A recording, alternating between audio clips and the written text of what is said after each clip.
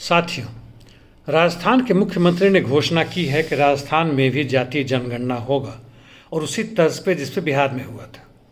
बिहार में जातीय जनगणना होने के बाद से काफ़ी शोर है सोशल मीडिया में, खासकर कि इस जाति के फला जाति के कितने प्रतिशत हैं, किस तरह से छुपाया गया था और कैसे इसे भाजपा सरकार हार जाएगी, यानी फांसीवाद का अंत हो जाएगा। बहुत ही आश्चर्य का विषय है। वैसे जातीय प्रथा के खात्मा की बात देश स्वतंत्र होने के बाद से ही की जा रही है। अधिकांश दलों ने, संगठनों ने इसकी वकालत की है। हालांकि हर दल इसको बढ़ाने में मशगूल है, खासकर चुनाव के वक्त। जातीय जनगणना, अंग्रेजी में कहें तो सोशल इंजीनियरिंग के आधार पे हर पार्टी अपने एमएलए, एमपी खड़ा करती है चुनाव में जीतने के लिए। पैसे तो हैं ही है, पीछे से प्रचार तंत्र भी है, घूसखोरी भी है और बहुत सारे तिकड़म है जिनकी चर्चा मैं अभी नहीं करूंगा। ईवीएम तक में है।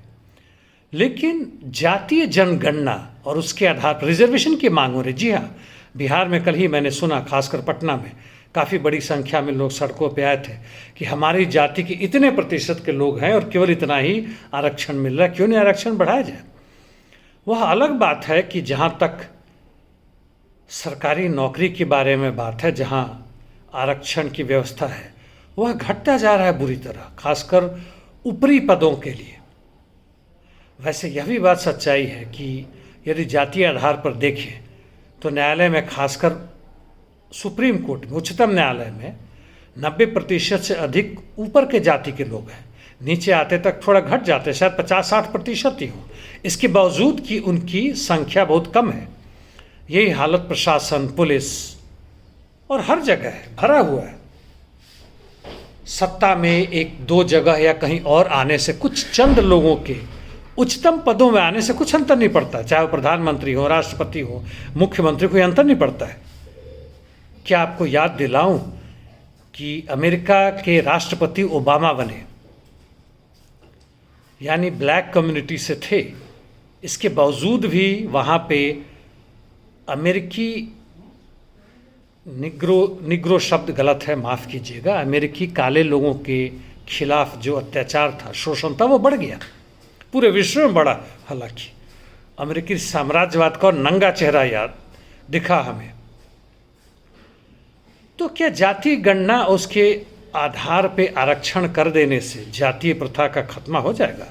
नज़र तो नहीं आ रहा। 1947 के बाद से जिस तरह से उत्पादन में वृद्धि हुई है, पुनरुत्पादन होता रहा है मशीनों और उत्पादों का, उसी तरह से जो पिछले समय के जो गलत चीज़ें थी, जैसे जातीय प्रथा, धार्मिक उन्माद, वो बढ़े हैं, उनकी संख्या में इजाफा हुआ है, गुणात्मक रूप से उसमें वृद्धि हुई, उनका भी पुनरुत्पादन बड़ी तेजी से बढ़ा है। चूंकि जनता ने मांग करना शुरू किया कि हमें आरक्षण दो या ना दो, हमें नौकरी दो, हमें घर दो, हमें शिक्षा का सुविधा दो, हमें स्वास्थ्य व्यवस्था दो। और इन मांगों के खिलाफ इस सत्ता ने क्या किया, चाहे पक्ष में हो विपक्ष में हो? सामंती व्यवस्था के चरित्रों को बढ़ाया, बड़ी तेजी से बढ़ाया। नजर आपको आना चाहिए दोस्तों। जाति आधार पे यदि आप देश को विकसित करना चाहते हैं, जाति आधार पे आप जाति प्रथा को खत्म करना चाहते हैं, तो आप उस दलदल में और फंस रहे हैं। दलदल में जितना ही आप छटपटाएंगे उतना ही आप उसमें फंसते जाते, उसके अंदर जाते हैं। संभव नहीं है। एकमात्र रास्ता है वर्गीय रास्ता, यानी हम मजदूर हैं, हम प्रताड़ित जनता है,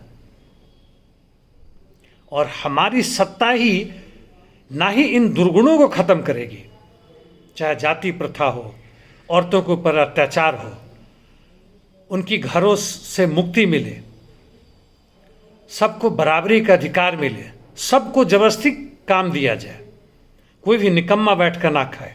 मैं बच्चों और बूढ़ों की बात नहीं कर रहा हूं, उनकी जरूरत दूसरे तरीके से है। ऐसी व्यवस्था लाने के लिए मजदूर वर्ग का सत्ता में आना जरूरी है, और वह तभी संभव है जब हम वर्गीय संघर्ष को आगे बढ़ें, ना कि जातीय संघर्ष, धार्मिक संघर्ष, हमारा राज्य बेहतर है बिहार तुम्हारे उत्तर प्रदेश से, तुम्हारे कर्नाटक राजस्थान से या मणिपुर से। जी नहीं, ये वाला फला व्यक्ति बहुत बढ़िया है, देखो क्या चमत्कार कर दिया, पिछला वाले ने गुड़ गोबर कर दिया था, या इससे बेहतर वो होगा। जी नहीं, व्यक्तिवाद, धर्म, जाति, देशवाद से मुक्ति पाइए और अपने वर्ग को पहचानिए। आप मजदूर वर्ग होने के बावजूद यदि पूंजीपति वर्ग का साथ देने, ठीक है आप हमारे दुश्मन हैं, लेकिन सोचिए जरा फिर से, कोशिश कीजिए हमारे साथ आने का। धन्यवाद।